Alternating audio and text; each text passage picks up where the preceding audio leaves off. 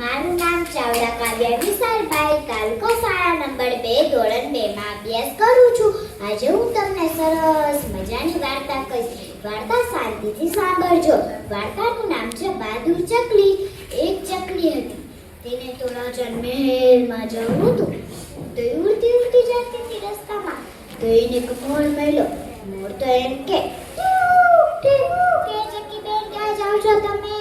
તો ચકલી એમ કે રાજાના ઘરે જાવાજી, ફુવાડા માનાવાજી, દાડ મટાડા ખાવાજી, ને રાજાના હિચકે હિચવાજી, અને રાજાના ગાદીએ બેસવાજી. મોર તો એમ કે ચકી બેન તમને બીપું લાગે? તો ચકી એમ કે બીએ મોટા પાડા ને બીએ મોટા ડાગા, હું તો બહાદુર ચકલી, હું તો બહાદુર ચકલી, હું કોઈ નાથી ના બીવું, કો નાથી ના બીવું. તો મોર તો એમ કે આલે મારું પીછું મારા તરફથી આજા નાખી દેજો. તો ચકી તો વળી પાછી ઉડતી ઉડતી ગઈ રસ્તામાં. તો એને એક કુકડો મળ્યો. કુકડો એમ કે એ ચકી બેન ક્યાં જાઓ છો તમે? તો ચકી એમ કે રાજાના ઘરે જાવાજી, ફુવાડા માનાવાજી, દાડ મડાડા ખાવાજી, ને રાજાના હિચકે હિચવાજી, અને રાજાના ગાદીએ બેસવાજી. તો કુકડો તો કે ચકી બેન તમને બીક નું લાગે? તો ચકી એમ કે બીએ મોટા પાડા ને બીએ મોટા ડાઘા, હું તો બહાદુર ચકલી, હું તો બહાદુર ચકલી, હું કોઈ નાથી ના બીવું, કોઈ નાથી ના બીવું. તો કુકડો તો એમ કે ચકી બેન તમને બીક નું લાગે?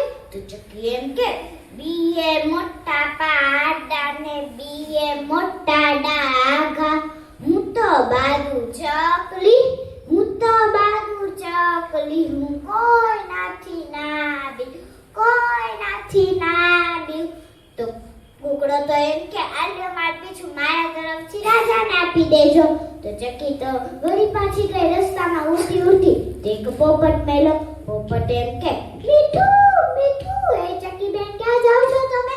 તો ચકી એમ કે રાજાના ઘરે જાવાજી, ફુવાડા માનાવાજી, દાડ મડાડા ખાવાજી, ને રાજા હિચકે હિચવાજી, અને રાજાના ગાદીએ બેસવાજી.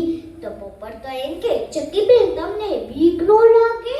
તો ચકી એમ કે બીએ મોટા પાડા ને બીએ મોટા ડાઘા, હું તો બહાદુર ચકલી, હું તો બહાદુર ચકલી, હું કોઈ નાથી ના બીવું, કોઈ નાથી ના બીવું. તો પોપટ તો એમ કે આલે મારું પીછું મારા તરફથી રાજાને આપી દેજો. તો ચકી તો તરે પીછાલે ઉડતી ઉડતી ગઈ. ત્યાં રાજાનો મહેલ આવ્યો. રાજાના મહેલની બહાર ચોકીદાર હતો. ચોકીદાર એમ કે એ ચકી ક્યાં છો? તો ચકી એમ કે રાજાના ઘરે જાવાજી, ફુવાડા માનાવાજી, દાડ મટાડા ખાવાજી, રાજાના હિચકે હિચવાજી, અને રાજાના ગાદીએ બેસવાજી. ચોકીદાર તો એમ કે એ ચકી તને જવા દો. તો ચકીને તો ગુસ્સો આવ્યો. એ નીચા સિપાહીને આંખ ઉપર મારી. સિપાહીની આંખ તો ફૂટી ગઈ. સિપાહીની પાઘડી એ પડી ગઈ ને એ પડી ગયો. પછી ચકી તો રાજાના મહેલની અંદર ગઈ. ત્યાં રાજા રાણી હિંચકામાં ઝૂલતા હતા. રાજા ચકીને જોઈને ખુશ થઈ ગયા. ચકીને ફુવાડામાં નાવા દીધા, દાડમ દાડા ખાવા દીધા, પોતાને હિંચકે હિંચવા દીધા, ને પોતાની ગાદીએ બેસવા દીધા. ચકી બેને તો ખૂબ મજા આવી ગઈ. આ વાર્તામાંથી આપણી શીખ મળે છે આપણે આ ચકલી જેમ બહાદુર મનાય અસ્તુ જઈ.